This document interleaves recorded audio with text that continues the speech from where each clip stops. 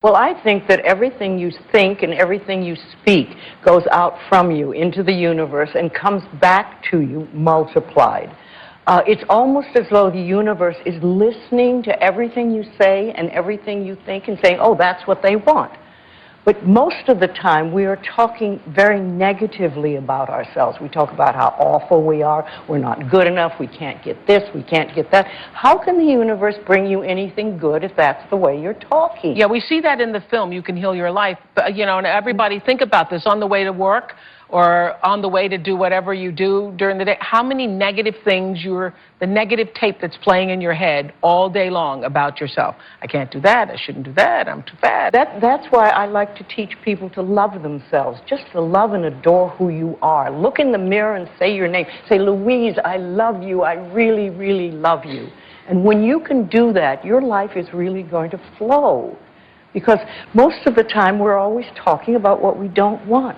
So get this thing, I love life, and life loves me, and I love myself, and I love this, and I'm grateful for everything. Does that work even if you're not in vibration with that? Does that work if you really aren't loving life so much? That's I'm true. thinking, don't you have to be in alignment? Yes, but you have to get there. And I think of affirmations as like planting seeds. You put the seed in the ground, and you don't have the flower in one day. You put the seed in the ground, you water it and make sure the soil is good and there's no weeds around it, and give it a chance to grow. You say, I love you. And it works, but sometimes you have to give it a little time. Okay, Martha, why does it work? I was mentioning in this month's O magazine, we have something called the Love List. And this woman, Alice, had done this list and then realized years later that she had exactly the man that she had written on her list. Why does that work, and why does sometimes it doesn't work? Because there are two ways you can go at making the list. The first way is what I call the shallow way. It comes from our fears and from our grasping, and I want a man to make me happy. I want a man to make me secure. It's very fear-based. And I want a man who's happy, handsome, so he'll look good to other people. That I call the shallows. Lists that you make in the shallows, they just don't work. You have to go to some part of your consciousness I call the core of peace.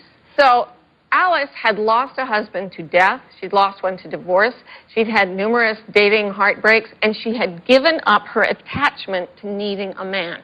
So when she made that list, she was completely content with her life as it is, no resistance to life now, and completely confident that that list really did describe her ideal mate. Then she dropped it and let it go, and that's what makes it come true. Okay, so if you're asking in the shallows, nothing really happens.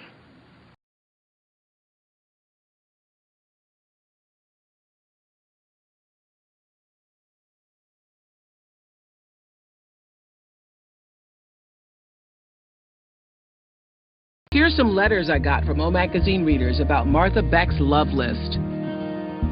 I'm Erin from Kansas, and Martha Beck's The Love List in the February issue almost made me fall out of my chair. In December 2006, I made a detailed list of what I wanted in a life partner. I included everything from hairstyle and hobbies to spirituality, health, and raising children. Less than 2 months later, I met my now wonderful boyfriend of 1 year. He is absolutely everything above and beyond what I had listed. I'm Heather from Maryland, and I highly recommend that everyone create their own love list. In 2002, I folded my list and put it away in my drawer. And later that year, I met my future husband, Greg. In 2006, he proposed, and a few months later, I came across my list, and there were the qualities of my husband. Every time I read my list, I smile knowing I ordered my husband from the universe.